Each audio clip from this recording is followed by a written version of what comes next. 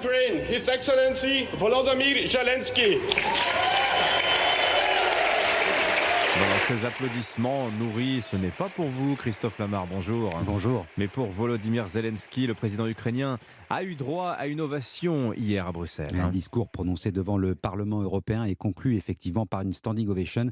Volodymyr Zelensky plus pressant que jamais sur la question des armes, notamment sur la fourniture d'avions de combat.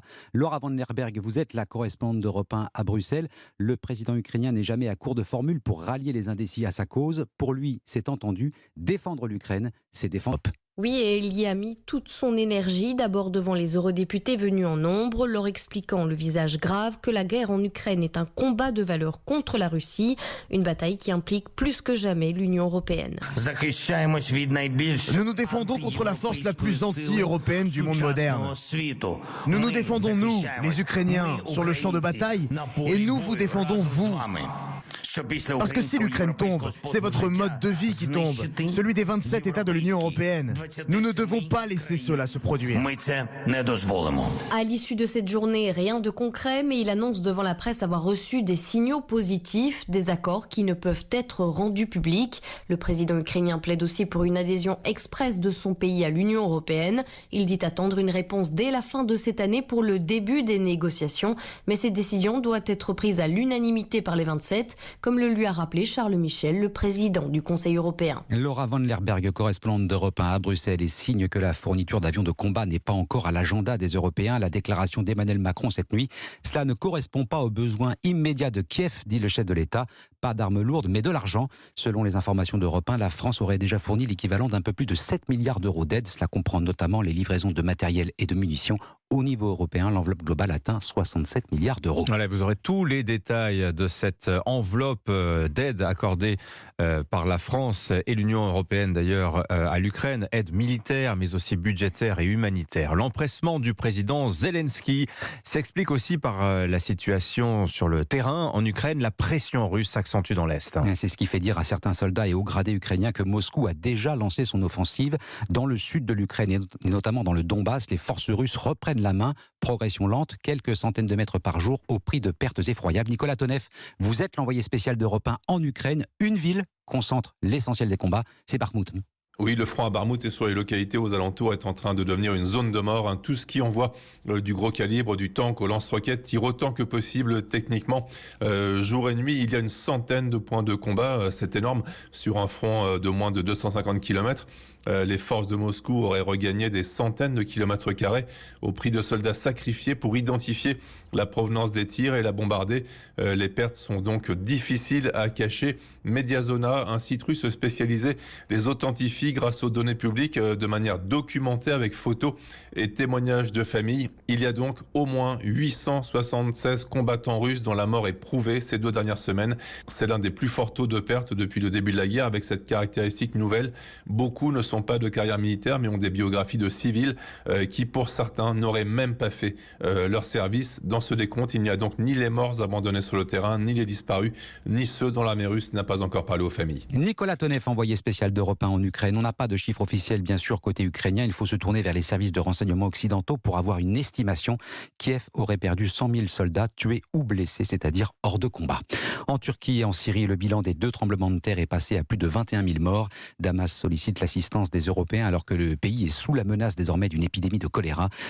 Paris débloque 12 millions d'euros au titre de l'aide d'urgence aux civils syriens. Oui, 7h05, l'affaire du ballon chinois, ce n'était pas une simple sonde météo, mais bien un ballon espion. Les Américains en sont persuadés. L'aéronef a été abattu samedi dernier, récupération des débris, analyse et à la fin, plus le moindre doute. Pire, les Américains estiment qu'il faisait partie d'une véritable flotte aérienne envoyée au-dessus d'une quarantaine de pays. Alexis Guilleux, vous êtes le correspondant d'Europe 1 aux États-Unis. Le doute n'est plus possible.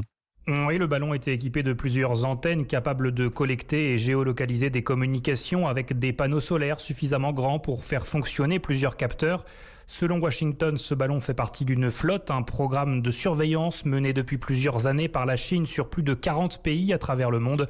Nate Price est le porte-parole du département d'État. C'est un programme qui menace et viole notre souveraineté ainsi que celle de dizaines de pays. C'est pour cela que nous pensons que c'est important de partager ce que l'on sait. Des informations récoltées par des avions de surveillance américains pendant le trajet du ballon, Washington se dit convaincu que le fabricant de l'engin a des liens commerciaux directs avec l'armée chinoise. La Chine a beaucoup d'explications à donner. Ce n'est pas surprenant de l'avoir publié des démentis. Elle est dans une position difficile, mais elle s'y est mise toute seule. Les débris du ballon récupérés dans l'Atlantique sont eux toujours en cours d'analyse par le FBI et le renseignement américain. Alexis Guilleux, correspondant d'Europe 1 aux États-Unis. 7h06, l'enquête sur la disparition d'Elena Cluyou dans le Finistère. Le corps calciné qui a été retrouvé, semble-t-il, est bien celui de la jeune infirmière. Les résultats de l'identification sont attendus dans la journée.